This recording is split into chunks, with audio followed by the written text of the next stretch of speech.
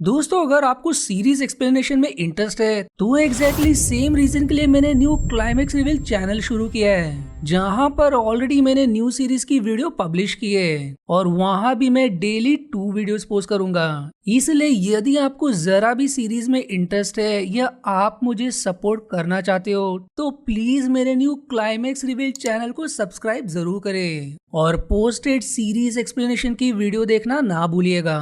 तो चलिए अब शुरुआत करते हैं इस मूवी के एक्सप्लेनेशन से।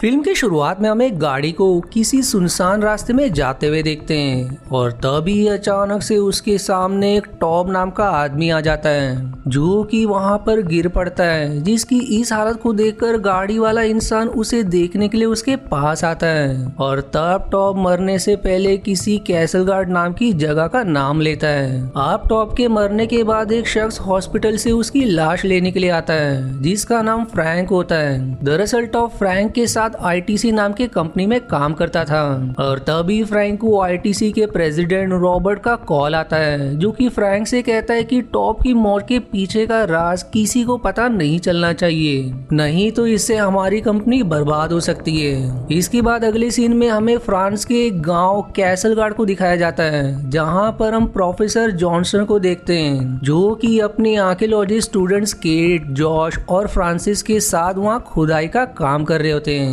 जिसका पूरा खर्चा आईटीसी कंपनी उठा रही थी। अब यहाँ पर इनके अलावा एक और आर्कियोलॉजिस्ट नेम एंड्रे भी मौजूद होता है। जिसके बाद हम प्रोफेसर को उनके बेटे क्रिस के साथ देखते हैं जो कि अपने पिता के साथ वहाँ कुछ दिन रहने के लिए आया हुआ था।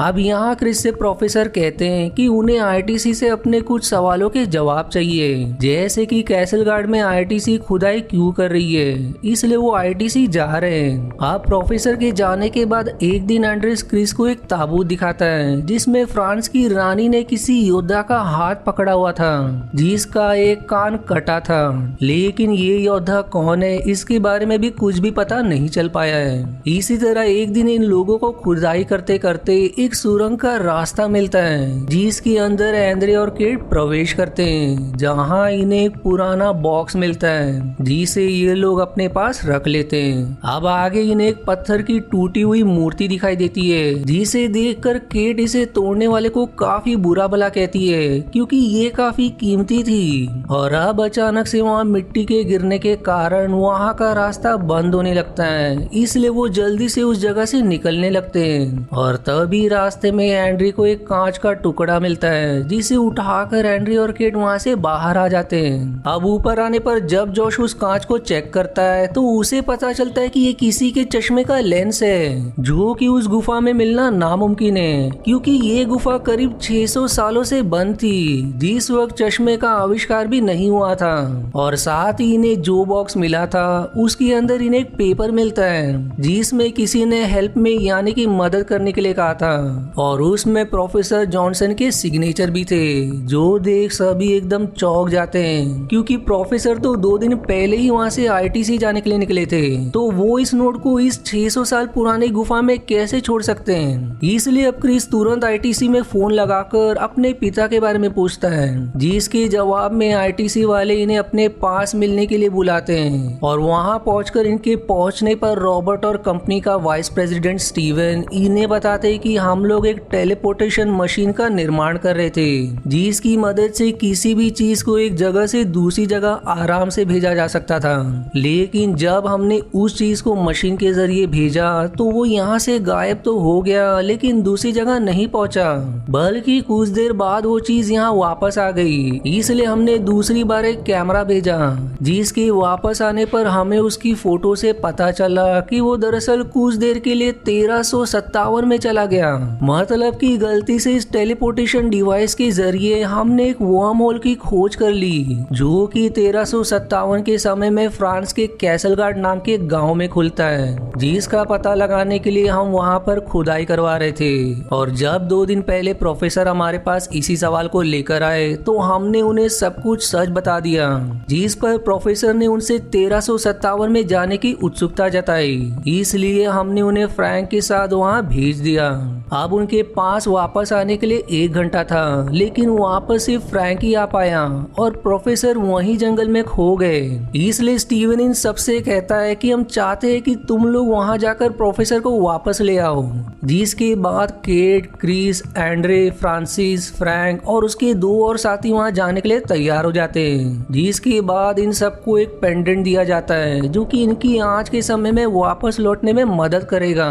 और इन सब के पास प्रोफेसर को ढूंढ कर लाने के लिए सिर्फ 6 घंटे ही है। जिसके बाद इन सबको टेलीपोर्टेशन मशीन के जरिए 1357 में भेज दिया जाता है, जहां पहुंचने पर इन्हें एक लड़की अपनी तरफ भागकर आते हुए नजर आती है, जो कि इनके पास आकर इन्हें छिपने के लिए कहती है। और ये सभी बिल्कुल ऐसा ही करते हैं। और तभी वहां पर कुछ अंग्रेज सिपाही आते हुए दिखाई देते हैं, जो कि वहां आते ही सबसे पहले फ्रैंक के साथ आए उसके दोनों साथियों को तीर से मारते हैं, जिनमें से एक मारा जाता है और दूसरा जैसे ही अंग्रेजों के ऊपर ग्रेनाइड फेंकने ही वाला होता है, उसे फिर से सिपाही एक तीर मारते हैं। इस पर वो अपने मार्कर के बटन दबाकर वापस अभी के समय में आ जाते हैं, लेकिन वो अपने साथ उस ग्रेनाइड को भी वहां ले आते हैं, जिसकी फटने की वजह से टेलीपोर्टेशन मशीन काफी हद तक खराब हो जाती है। मतलब कि अब इनको इस मशीन को अगले 6 घंटों में सही करना होगा, नहीं तो वो लोग वापस नहीं आ पाएंगे।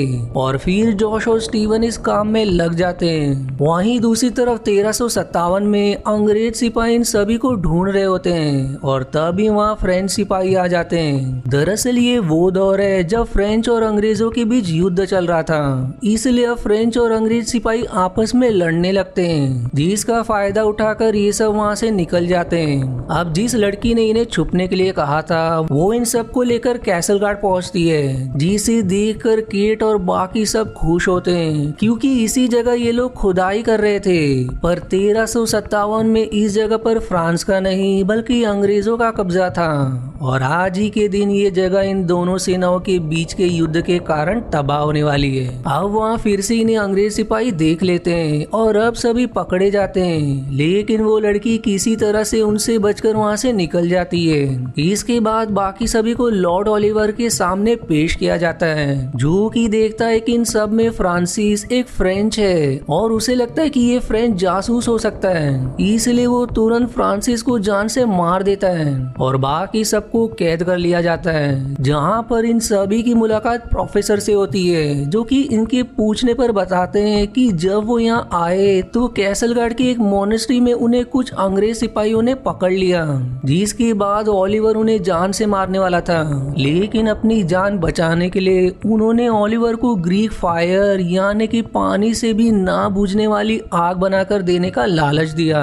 जो कि फ्रेंच सेना से युद्ध में उसके बहुत काम आने वाली थी। और प्रोफेसर ने ही चुपके से वो नोट वहाँ छोड़ा था ताकि वो इन लोगों को प्रेजेंट समय में मिल जाए, क्योंकि अगर उन्होंने ओलिवर का साथ दिया तो अंग्रेज इस युद्ध को जीत जाएंगे और इससे इतिहास पूरी तरह से बदल जाएगी। हालांकि पहले ये सब यहाँ से बाहर निकलना चाहते हैं और तभी एंड्रे बाहर देखता है तो उसे वही फ्रेंच लड़की दिखाई देती है जिसके साथ ये सब यहाँ तक आए थे, जिसे अंग्रेज सिपाही ने पकड़ लिया होता है। जिसके बाद ये सभी किसी तरह वहाँ से निकलने में कामयाब हो जाते हैं, लेकिन एंड्रे उनके साथ जाने से मना कर देता है, क्योंकि वो उस फ्रेंच लड़की की मदद करना चाहता था। इसलिए वो उस फ्रेंच लड़की को किसी तरह से उन सिपाहियों से बचाकर नदी के रास्ते निकल जाता है। जिस नदी के उस पार पहुंचते ही इन्हें फ्रेंच सेना मिलती है, जो कि इन्हें अपने साथ ले जाने लगती है।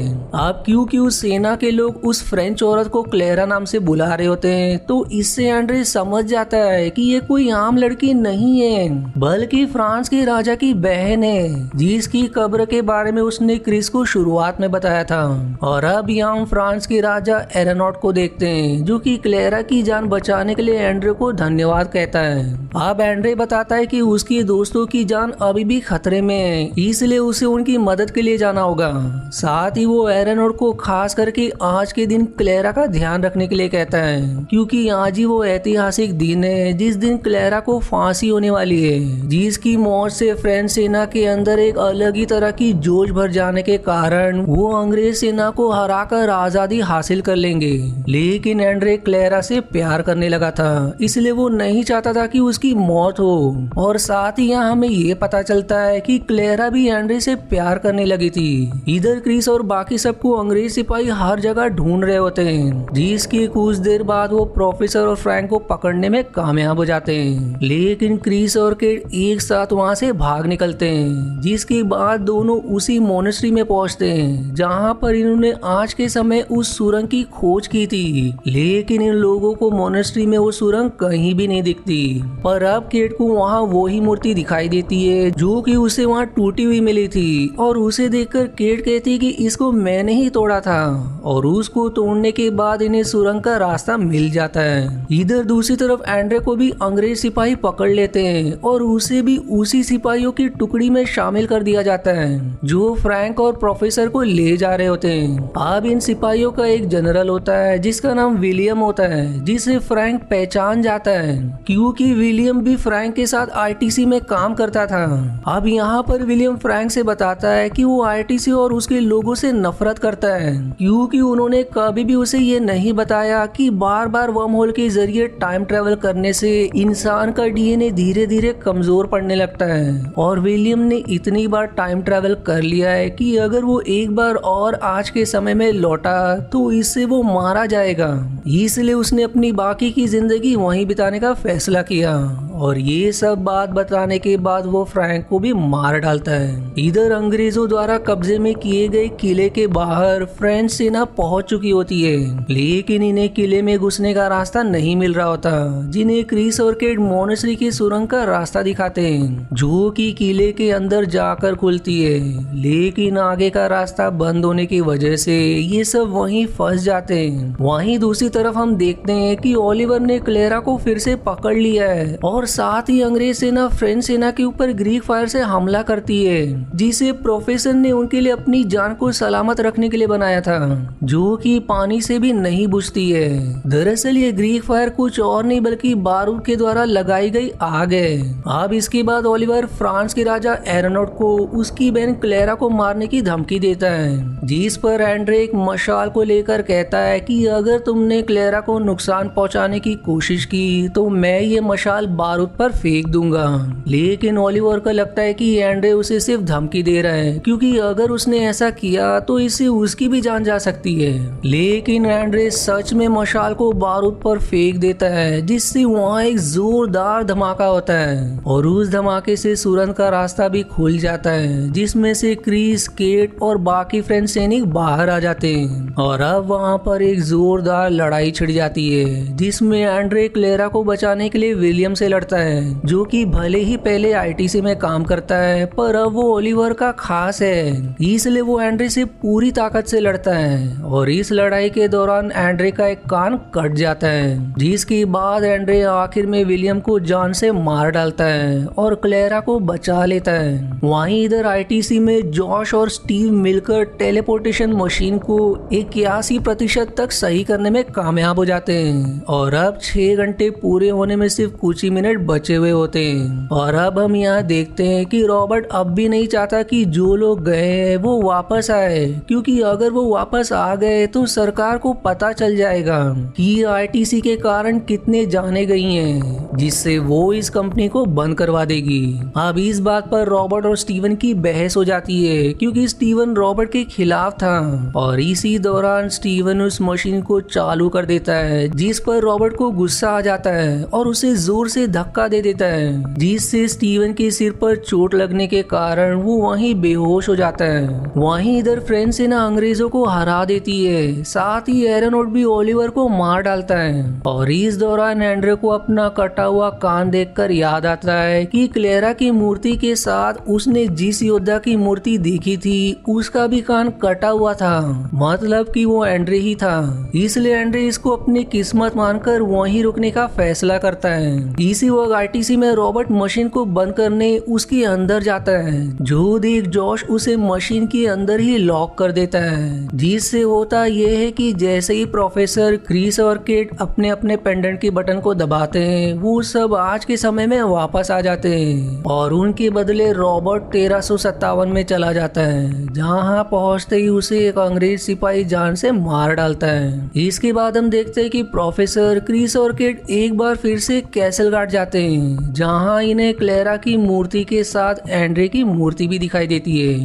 पर इस बार उसके नीचे जो लिखा हुआ था वो पिछली बार से अलग होता है, क्योंकि वहां लिखा था कि 1357 की लड़ाई में फ्रेंच सेना की जीत के बाद एंड्रे और क्लेरा ने शादी कर ली, जिसके बाद उनके 3 बच्चे भी हुए, जो पढ़कर सभी एंड्रे के लिए काफी खुश होते हैं। और इसी के साथ ये मूवी यहीं समाप्त हो जाती है। अब अगर हम इस मूवी की बात करें तो हमारे मन में ये सवाल रह जाता है कि टॉप की मौत कैसे हुई, और अगर वो टाइम ट्रेवल करके आया था तो वो उस अनजान रेगिस्तान में कैसे पहुंचा, बाकी सबकी तरह टेलीपोर्टेशन मशीन में क्यों नहीं आया। दरअसल टॉप की मौत की वजह बार बार टाइम ट्रेवल करने के कारण उसकी डीएनए में आने वाले बदलाव होते हैं, जो बात हमें विलियम के जरिए पता चलती है। और क्योंकि इस बारे में रॉबर्ट ने किसी को कुछ नहीं बताया था, इसलिए टॉब इस बात से अनजान था और सही जगह यानी कि टेलीपोर्टेशन मशीन में वापस आने के लिए इन्हें पेंडेंट की बटन को किसी खाली जगह पर जाकर दबाना होता है, जिस बात का ध्यान टॉब ने शायद नहीं दिया होगा, इसलिए वो उस रेगिस्तान में पहुंच गया। पर वहीं ये मेरी थियरी है, अगर आपको कुछ और लगे तो मुझे कमेंट में जरूर बताइएगा। वहीं दोस्तों आपसे एक बहुत बड़ी विनती है कि प्लीज वीडियो को लाइक करना ना भूलिएगा। और आज के वीडियो में इतना। आशा है आपको मेरी एक्सप्लेनेशन पसंद आई। यदि हाँ तो प्लीज वीडियो को लाइक करना और चैनल को सब्सक्राइब करके सपोर्ट करना ना भूलें। मिलते हैं अगले एक्सप्लेनेशन वीडियो में, तब तक के लिए धन्यवाद दोस्तों।